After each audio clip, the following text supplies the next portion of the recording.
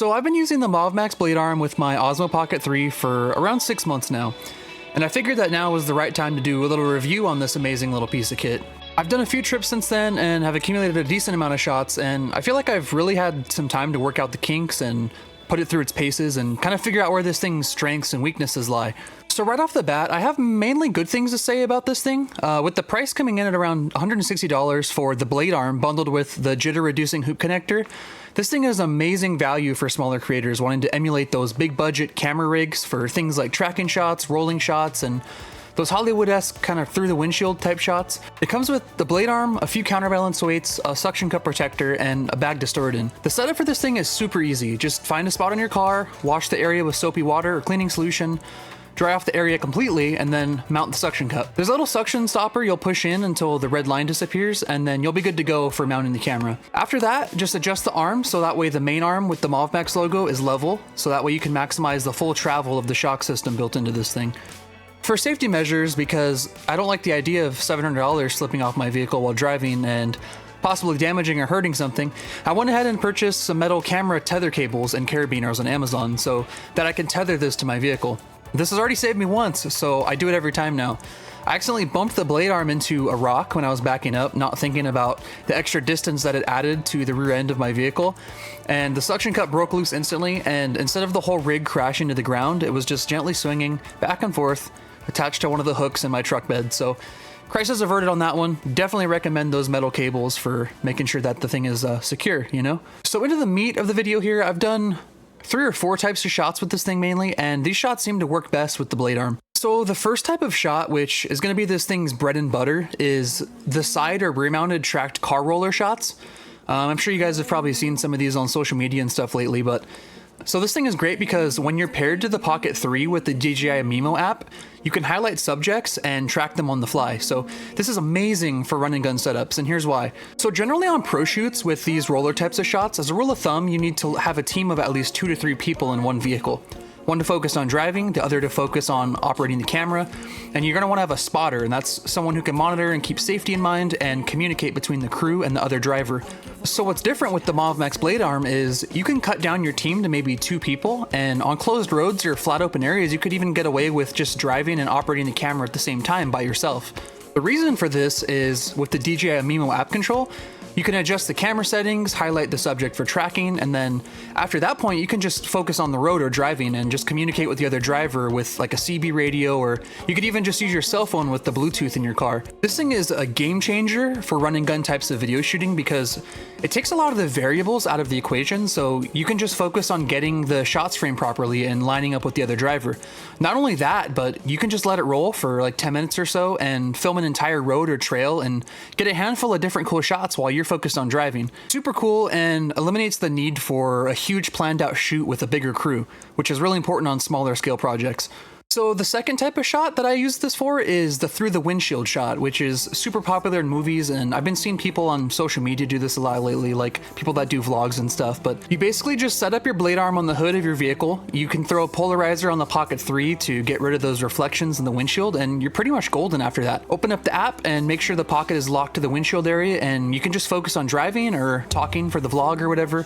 I use this type of shot probably like 10% of the time, but you can see how it could be useful for like documentary work or vlogs or even short films or things like that. I've even used it on like music videos and things like that, so it's really useful. The third shot I love to use this thing for is what I like to call the vehicle POV, or the interstellar exterior spaceship shot. This shot is a super cool way to show your vehicle traveling from point A to point B and kind of provides a cool perspective that you're not normally going to see from a stabilized camera like the Pocket 3.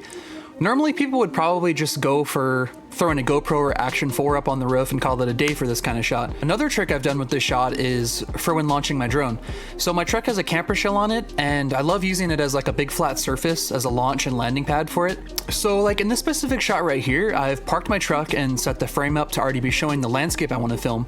And then you can see me launching the drone on the side of my truck, and then as soon as I fly the drone forward, I'll switch to the shot that the drone is getting.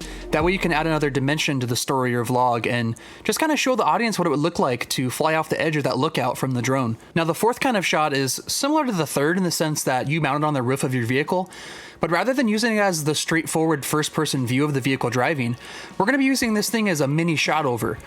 And shot overs, if you don't know, are those super expensive, fully remote controlled, like full-size cine housings that they use for these types of shots on commercial shoots and in Hollywood, usually from like a helicopter. And even news networks use these things now to get shots of traffic and city shots even. So we set the Blade Arm up on top of the vehicle and start driving. As we're driving, we can have a passenger looking out for cool landmarks or tracking shots as we're driving down the road. When they spot one, they can move the camera around to it and begin tracking it either manually or automatically with the app, and kind of just get those cool moving tracking shots of landmarks, signs, or like landscapes as you're driving past them. So now that I've shown you guys how easy this thing is to set up and the types of shots we can get with it, I kind of want to talk about the negatives I've run into when using this product. So the main issue, and the biggest one in my opinion, is the micro jitters. If you're going too fast on a road that's a little bit too bumpy, the Pocket 3 can get overwhelmed from the forces, and you'll notice that you'll see some like wobbly jello effect in the corners of your frame. And like any lights in the shot will kind of get like this wobbly effect to them. And if you're really sending it like in this shot, you'll see that even the focus motors in the Pocket 3 get vibrated like crazy, and it'll struggle to even keep focus on the subject. Now, your mileage may vary here. It really depends on the conditions of the road you're on and the speed that you're going and the type of suspension that your vehicle has. So if you're doing these roller shots on a nice, even paved road, you'll likely have little to no issues with the micro jitters. Anything I've shot on a paved road looks pretty smooth and usable. But this past weekend, we drove our trucks out to Johnson Valley here in Southern California, and we wanted to get some shots on a dry lake. Now, this was mostly a flat dirt designated road that was carved out by other vehicles over time, but I definitely still noticed some micro jitters in our footage. So for context, I have a lifted Tacoma with a 2.5-inch mid-travel suspension lift. I have 33-inch all-terrain tires on it. I have rear reservoir shocks and a full leaf replacement kit, so my truck's decently built. And my buddy that was filming his shots of me has a 3-inch lifted Tundra with off-road shocks, so driving on this road at more spirited speeds was really zero issue for us in the cab. But since the Pocket 3 and the Blade Arm are operating at a much smaller scale, those vibrations from the road are going to be amplified, so that's definitely something you have to keep in mind. If you're going to do this in a vehicle that maybe isn't built for those types of conditions, you might find that the footage could be even less usable than what we got. One last thing to add onto the micro jitters is that you have to keep the wind and air moving past the camera and Blade Arm in mind. When doing those first person and shot over type tracking shots on the top of the vehicle, you have to be very careful not to overwhelm the motors on the Pocket 3, because there will be wind resistance that you're not feeling in the vehicle because you have a windshield in front of you. I've had many times where I'm getting the shot and it looks great on the phone screen preview in the Mimo app, but as soon as I get to my editing station at home and I pull the footage up on a bigger display, all the shaky and warbly footage will just kind of become apparent immediately, and a lot of the times it makes the footage unusable.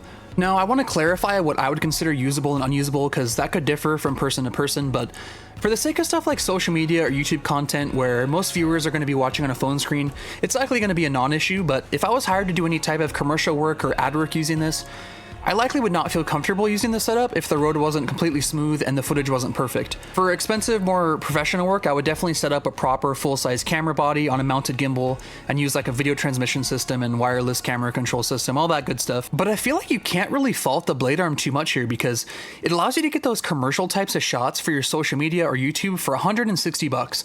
It's an amazing value, and I definitely think this tool is a huge asset to any creator looking to up their production value or scale up their skills for a more affordable price, and most importantly, getting outside to touch grass and have some fun outdoors. That's right, kids, get off of Marvel Rivals, go outside and touch grass. So that's pretty much going to be it for this review of the MovMax Blade Arm. I absolutely love this system, and it's earned a permanent spot in my gear kit.